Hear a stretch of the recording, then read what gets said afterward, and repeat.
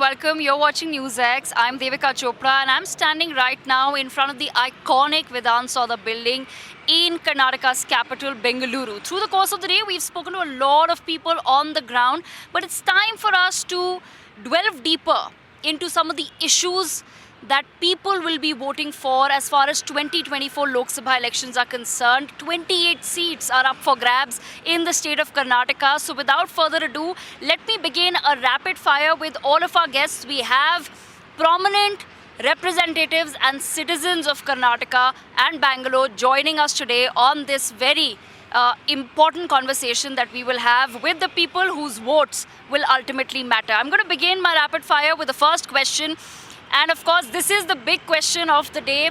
Who do you think will win the 2024 elections, Lok Sabha elections? I'm going to start with Ms. Shivram. Well, I'm not going to predict. I'm not an astrologer. But this much I can say that, elections are not to be taken for granted. Yes, there are projections. Confidence is good, but overconfidence is also not good.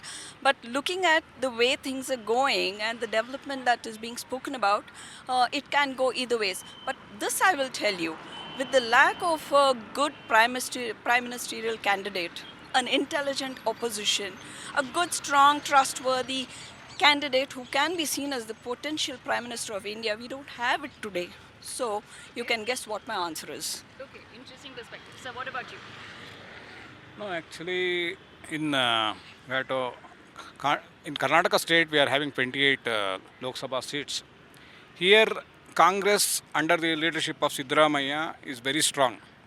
But centrally, people are selecting Modi ji support actually. Here, last time we had 25 seats BJP.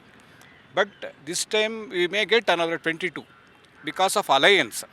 Congress may get another 4-5 seats here. Here, the alliance of JDS and BJP is more strong. So, obviously we are expecting here in Karnataka nearly 28. But in between, like 25, 28, obviously the BJP come in Karnataka. And even Lok Sabha were in Delhi, obviously BJP. Maybe the BJP is going to come into the central thing. But anyhow, assembly elections of Karnataka has opened a window that, the possibilities may vary in any ways. Okay, possibilities are more turbid now than the clarity. Okay. Yeah. People, what do they look for? They look for development, comfort of living, ease of business. These are the issues they look at. And, lack of corruption. They don't want corrupt person in governance. People really want clean, trustworthy people. I think that's what they look for in a candidate who can give them the governance that they require. People expecting corruption-free government. Because last term, Modi ji, without any corruption, they have completed the tenure.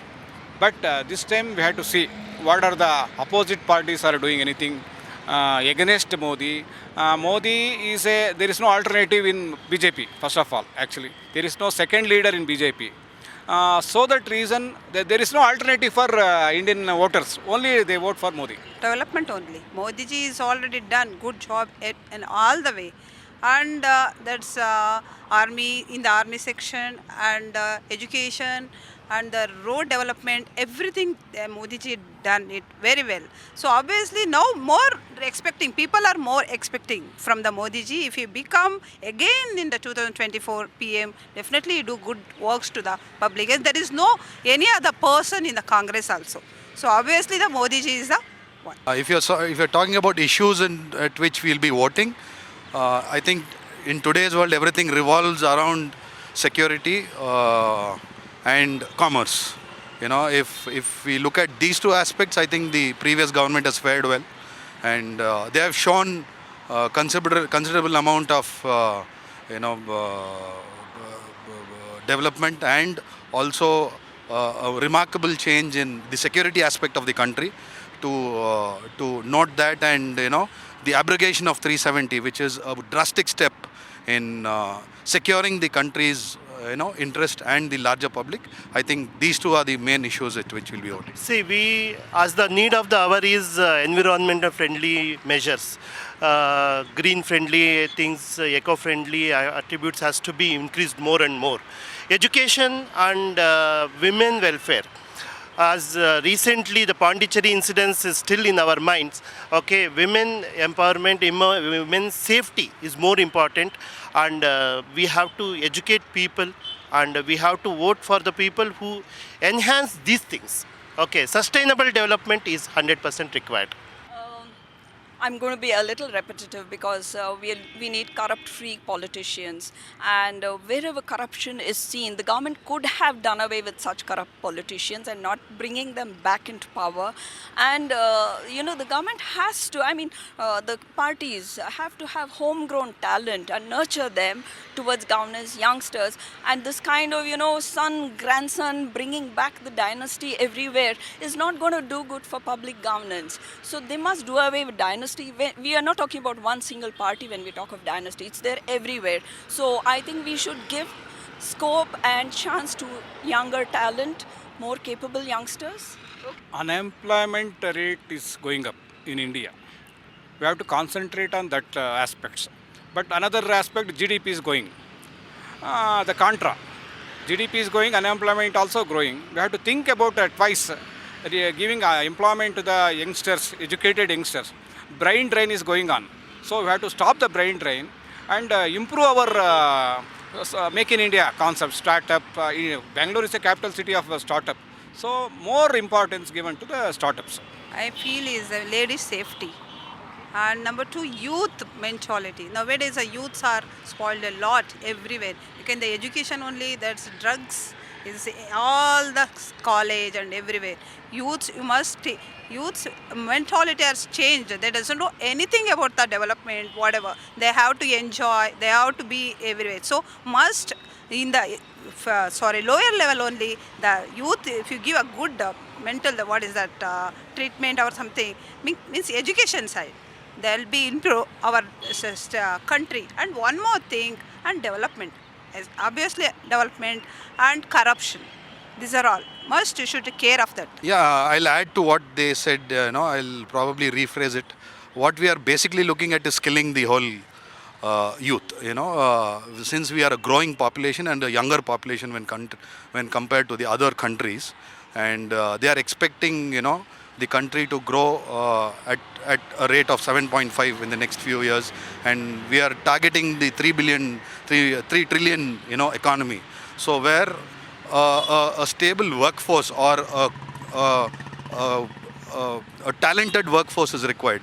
If you remember a few years ago, Narayan Murthy and Bill Gates both in unison said that country is producing no doubt a lot of graduates, but the quality of graduates we are producing is very low, and it is not employable. So that is something which we have to look at. And today, even if you see there is any untoward incident which happens in the society, people quickly jump to say that the reason the youth are getting into it is because of unemployment. Why blame unemployment if you are not ready for employment?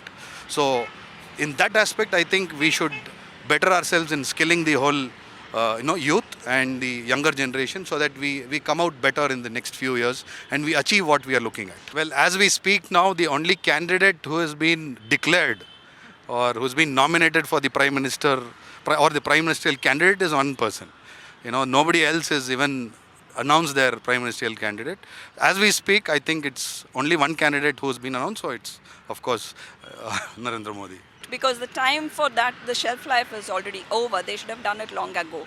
Okay. People were expecting an alternative candidate to see, but that hasn't happened. It won't work. Rahul Gandhi, your choice, I think so. But Rahul Gandhi is not having a clear vision about Indian culture and India. He is an imported person. He is not going to become a Prime Minister of India. The only one is Narendra Modi. Tell Rahul Gandhi is uncultured or something, but we can tell he is not a mature to be in the political activity. We can't tell them he is a Prime Minister of our country. He doesn't know anything. He is only through the one big party he came. So we were last Narendra Modi ji only the become it, and too late also. If you tell any faces to public, they won't take because it's too late. I have few people in mind who are credible leaders or who have the quality to be a leader, but I'm afraid the opposition will never put up those faces because of Shashi Tharoor. he's a credible leader, or he's highly talented, and he knows the geopolitics well. He's a seasoned leader also. But then if Congress ran an election to choose their chief last year, or I think somewhere around 20 months ago, they should have elected Shashi Tharoor in place of Mr. Kharge, which would have been a game changer for Congress, which did not happen. There are other people, I'm not getting it off the mind, but then he should have been one of the candidates running this campaign this year, but I think we missed it out. Very interesting perspective. Like I said, viewers, I am standing at the iconic Vidhan Soda in Bengaluru, and we've tried to get a very diverse perspective. We have senior journalists, we have principals, we have people of other vocations, social activists who've joined us this evening to take us through their thoughts and perspectives on some of the most important questions that will be sealing the fate of our political parties in the months to come. Thank you.